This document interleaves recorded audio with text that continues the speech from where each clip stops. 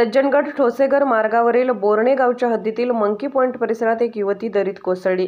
Selfie काढण्याच्या नादात हा प्रकार घडल्याची चर्चा असून सातारा शहरानजीकच्या डोंगरभाग परिसरातील हा दुसरा अपघात आहे। ठोसेघर संयुक्त वन व्यवस्थापन समिती व सातारा तालुका पोलिसांनी बचाव कार्य वेगाने राबवून त्या युवतीचे प्राण वाचवले आहेत। मात्र संबंधित युवतीचे नाव समजू शकलेले नाही। तिला अधिक उपचारासाठी खासगी रुग्णालयात दाखल करण्यात आले आहे। याबाबतची अधिक माहिती अशी की स्कॉर्पिओ वाहनामधून 5 पुरुष व 2 युवती ठोसेघरच्या दिशेने जात होते। सज्जनगड घाटामध्ये बोर्णे गावच्या हद्दीतील मंकी पॉइंटवर त्यातील एक युवती पावसामध्ये खाली उतरली। सेल्फी काढण्याच्या नादामध्ये ती युवती 100 फूट खाली कोसळली अशी परिसरात चर्चा होती।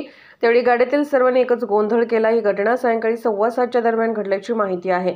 या घटनेची माहिती कळताच ठोसेघर संयुक्त वन व्यवस्थापन समितीचे कर्मचारी प्रवीण चव्हाण, प्रथमेश जानकर, समाधान काकडे, प्रतीक काकडे, रामदास चव्हाण तसेच सातारा तालुका पोलीस स्टेशनचे अविनाश मांडावे व सागर मदने तातडीने घटनास्थळी दाखल झाले।